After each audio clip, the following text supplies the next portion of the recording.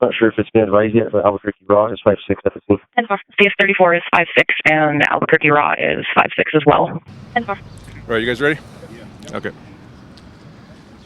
So about 9:25 a.m. this morning, Chief Medina was on his way to this area of town for a news conference we had planned at 10 o'clock over at the Adam Market at Central in Pennsylvania. Chief had his wife with him in his truck on their way to the news conference. And as they drove up Central, he noticed a homeless encampment over on Alvarado, just north of Central.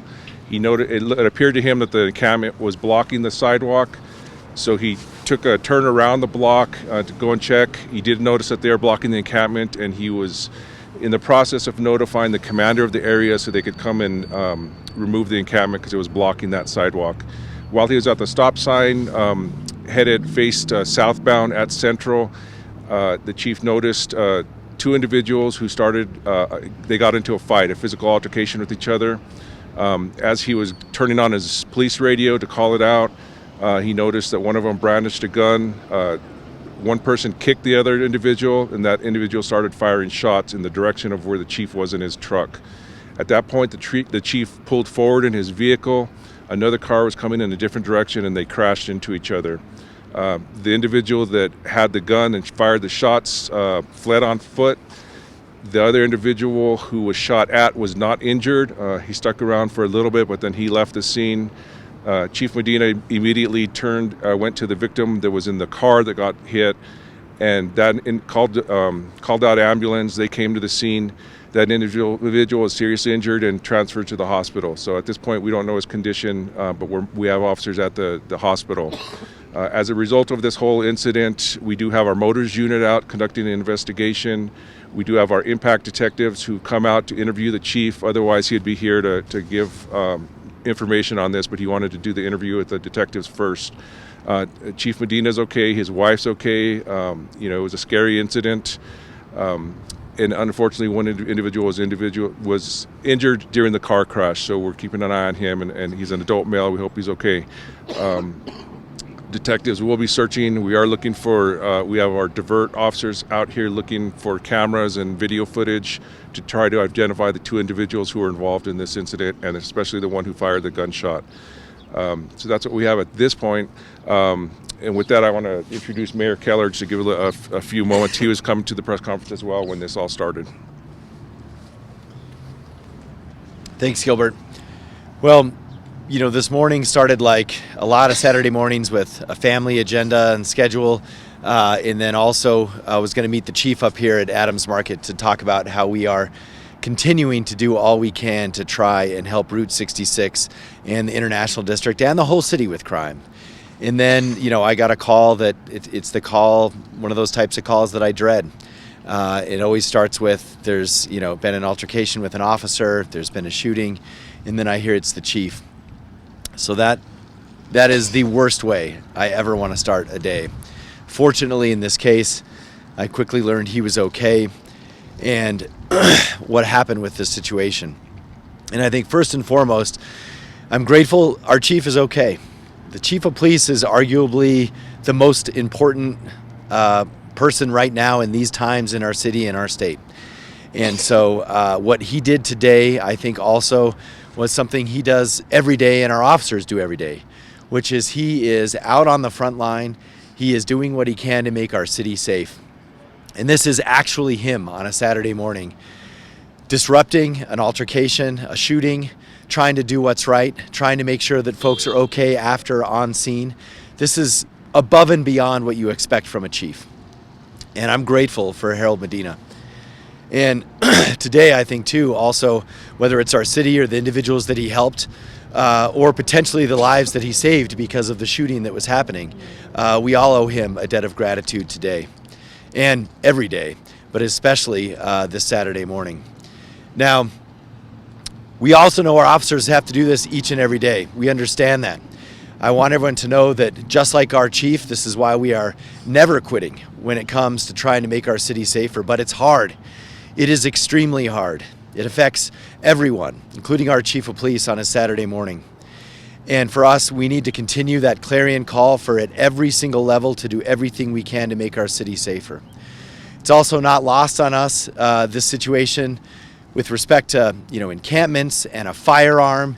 We don't know any details, but would not be surprised if there was fentanyl or whatever other illegal substance could have been exchanged. These are the kinds of things that we absolutely have to address. And this is not going to change unless we have major steps that we can take at every level. So for us, whether it's what we're trying to do at APD with our increase in technology, our increased investigations, whether it's at the state and the county with behavioral health, whether it's what we're trying to do even to find shelter for folks to get off the street so that we can resolve this without violence. Or of course, when there's a gun in someone's hand, this becomes deadly. That's exactly what happens. And so all of this is a summation of where we're at and where we need to go as a community. So we do have some details we want to share on what's happening.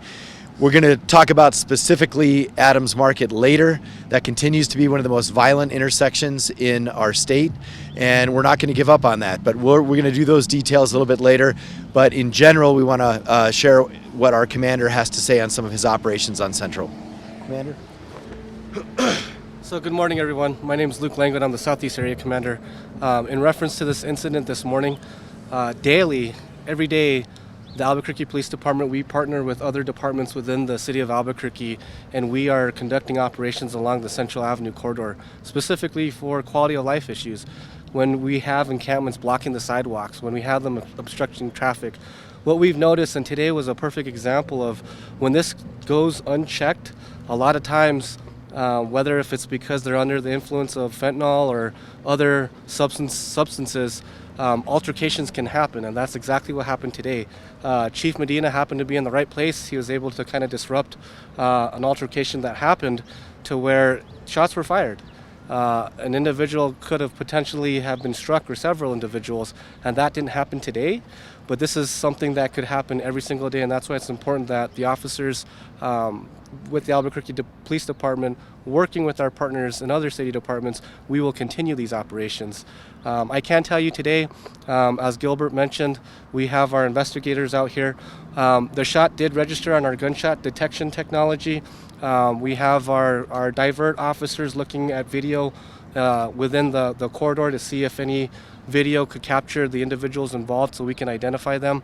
But at the end of the day, I am glad that Chief Medina and the everyone that was at the encampment, no one was struck. We will continue our efforts to ensure that we keep everyone safe, and this is why it's important that we don't stop. Thank you. Before we take questions, I also wanted to point out two things. So we were going to talk about the Adams Market. Obviously, this brought back memories immediately about the officer-involved shooting on December 30th, where one of our officers was injured in an exchange of gunfire. We were going to talk about that. There's obviously been 7 homicides at the Adams Market in the past 3 years. So we're still trying to get our hands around that issue, and we'll give more information at a later date. The second thing I wanted to bring up is we actually had an incident last night where someone else shot at an officer, directly at an officer. The officer saw the individual up in our Foothills Area Command firing shots out of the car, passengers. As he started to go get the license plate of the car, someone fired a shot at the officer. He turned on his emergency equipment.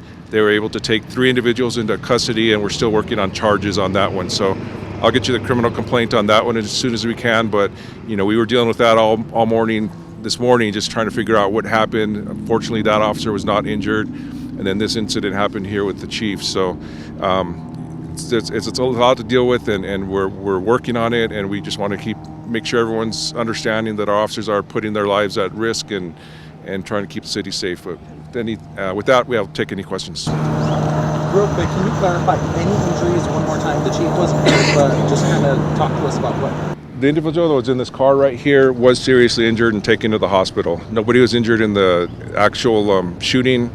The chief and his wife were not injured. But one individual did suffer serious injuries. Do we happen to know how many shots were fired? I don't know. Did the shot spotter suggest anything? Our gunshot technology did register the shot. It's unknown at this time how many, but that's what our investigators will follow up on. Yeah. How is it crashed on the other side? Was this car crashed into? Yeah, the chief's vehicle, which is the truck down the street, you can see how damaged that is. He was coming southbound, or he took off as soon as the shot was fired. I'm not sure what direction that car was hitting, but they struck each other. So did the chief have any actual, like, did he speak to these people at all, or did he kind of park, he called in for kind of reinforcements, and then as he's doing that, this random altercation, like, it's not like the altercation started because they saw a cop, it's like this altercation happened to happen in front of him. It just happened in front of him. So as that was happening, he never called for help. He was turning on his radio, and that's when his wife saw the muzzle of the gun pointing at them.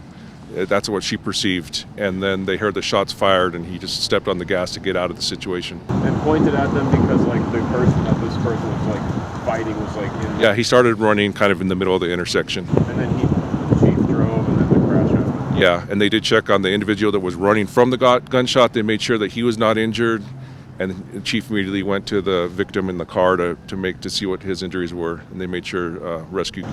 Any suspect descriptions you released at this time? I think the chief will be talking with investigators about that. I'm sure they have some description. I'm not aware. So at this time, no arrests have been made? No arrests have been made. Anything else? Are there any kind of policy violations with the chief having his wife in a unit with him? No, they're on their way to the press conference to talk about this. Was this his personal vehicle? No, it's his APD vehicle. How did this car get turned backwards like that? Do you know at all, like, why it's facing? I mean, if you see the damage on the other side and the damage to the chief's vehicle, it must have, but it was a pretty high impact crash. So was there a vehicle that caused the crash for that car? Say that? Was there one vehicle that's not here that? No, it was just the APD. It was the chief's truck and this vehicle were the two involved. Okay. All right. Thank you, everybody.